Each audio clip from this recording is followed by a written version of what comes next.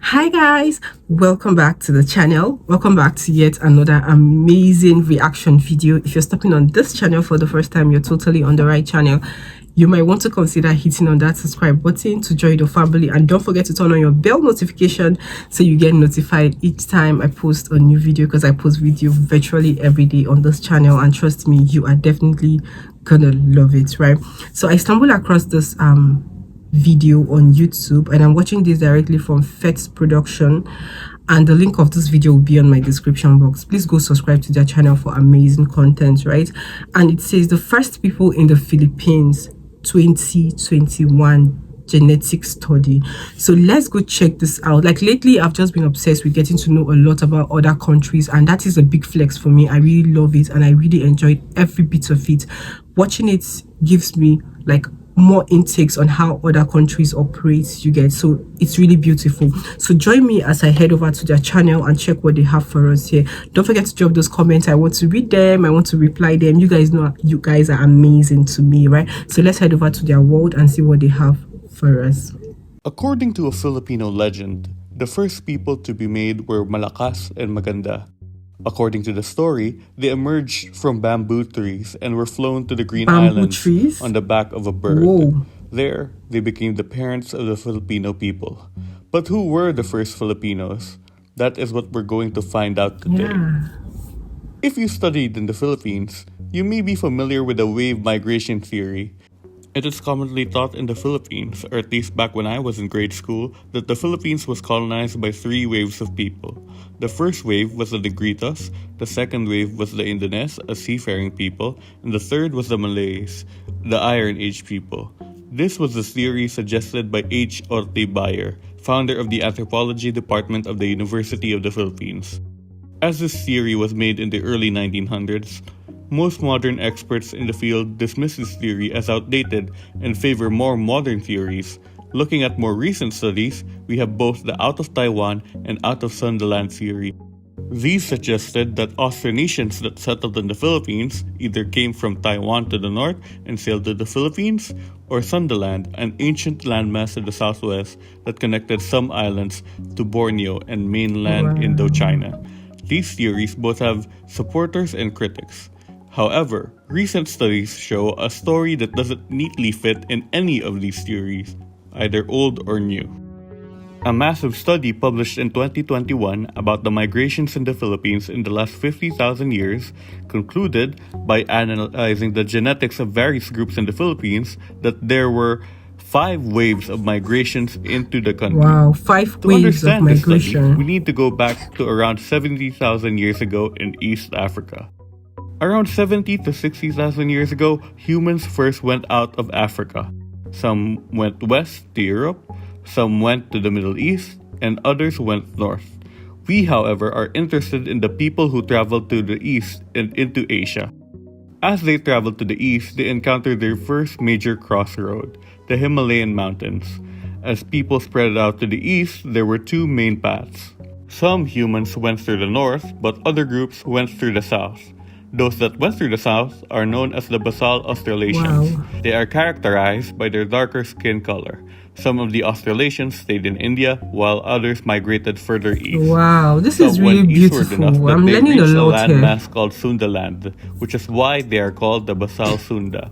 Now, you might be asking, what is Sundaland and why does the map look so different? Well, around this time, the world was still in the middle of the Ice Age. This meant lower sea levels, which meant more land was exposed, and it meant that the world did not look like this, but like this. Now, some of the Basal Sunda migrated to the east to Australia and Papua New Guinea, but we are interested in those that went to the northeast, to the Philippines. Around 50,000 years ago, these people became the Philippine. Guys, I'm loving this because I think I'm beginning to explore more, and this is actually explaining more to me, guys. Let me know what you guys think on the comment section. Let's continue watching. Negritos, the first Filipinos. Now, migration was largely possible because most of the Philippine Islands were interconnected around this time. The study suggested that there were 2 likely paths. The northern one suggests that some Negritos went to Luzon through the Palawan and Mindoro Islands, while the southern route was going through the Cebu Strait and to Mindanao. This also shows us that the Philippine Negritos were likely one of the first groups who learned how to sail the seas. The Negritos who went to Luzon are known as the Northern Negritos, while the ones who went to Mindanao are known as the Southern Negritos. These two groups constitute the first two waves of migration to the Philippines. Going forward tens of thousands of years, around 15,000 years ago, another group of humans arrived in Southeast Asia. They are called the Basal East Asians. They were the descendants of the people that traveled north of the Himalayas instead of the south like the Australasians. As they arrived in Southeast Asia, some of the Basal East Asians went into Sundaland and the surrounding area. Around 12,000 years ago, the Ice Age began to end. This meant the icebergs started to melt and shrink, which caused sea levels to rise and cover the low-lying areas of Sundaland. This caused many groups of people to move to higher areas nearby or find new islands entirely. One such group migrated to Mindanao and spread throughout the island. They were the ancestors of the Manobo that exists in Mindanao to this day. This is really interesting, the ancestral Manobo guys. Are This considered is really, to be really the third wave of interesting. migration to the country. It's filled with lots of knowledge. At the same time that knowledge. the ancestral Manobo went to the Philippines, other Basal East Asians spread out throughout East Asia. Some went to China and are called the ancestral Cordillerans, while some went to the shrinking Sundaland and are called the ancestral Austroasiatics. From around 12,000 to 8,000 years ago, some Austroasiatics migrated to the southwest of the Philippines and are the ancestors of the Sama found in the area today. Some Sama groups in the Philippines include the Sama Davao and the Sama Dilaut.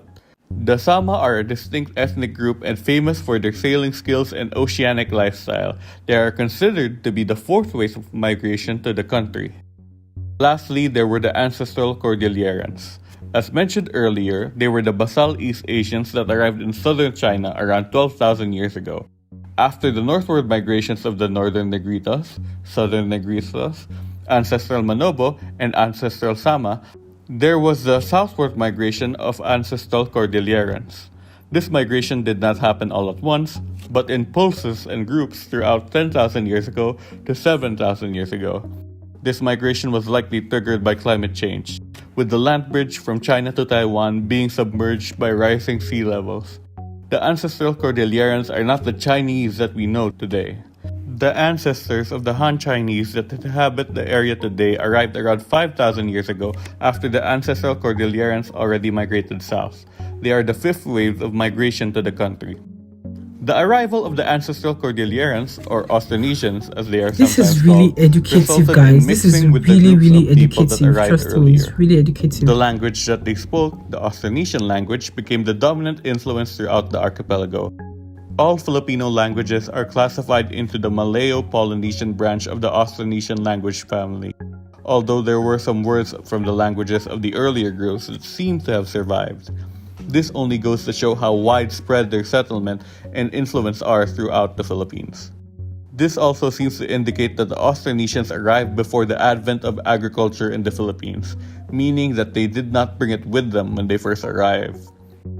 Evidence seems to suggest that agriculture only arrived in the Philippines around 2,500 years ago, so all the waves of migrations that arrived in the Philippines did so as hunter-gatherers. It is important to remember that most of these groups did not live separately. Most of them met with each other, many lived with each other, and often had children together. Most people that live in the Philippines today are not purely part of one group. Another thing to note is that the Philippines was not the final stop for many of these people at the time. Many people continued to travel east, to Polynesia and Melanesia. Climate change also seems to have been a major factor into the migration of many of these groups, which only goes to show the power of Mother Nature over humanity. Of course, people did not stop migrating to the Philippines after this time. As we can see, going through Philippine history, multiple groups of people went in and out of the country, for various reasons. But that is a story for another day. Yo guys, I literally enjoyed this. Trust me, this was really educative. It's packed with a lot of information. Trust me, this needs to be studied in schools. if I'm not mistaken. Yeah, this is really packed with a lot of information, and getting to know the first people in the Philippines was actually a big flex for me. I literally enjoyed the watch. The fact that they came up with a lot of evidence, they gave us a lot of pictures to back every word they are saying, is really a big one for me, guys. This was literally beautiful. I would love to know what you guys think on the comment section. Drop those comments. I want to read them. Let me hear your own fair share, right, about this on the comment section. I'll see you guys in my next video. Don't forget to stay subscribed to this channel for your amazing and nice content, right? And trust me, guys, I literally enjoyed the watch, because like I said, it was packed with a lot of knowledge, a lot of things to learn from. And that is what this channel is all about. We learn more, we learn a lot of things, and we know how to approach other people in their own culture, right? So yeah, guys, I'll see you guys in my next video.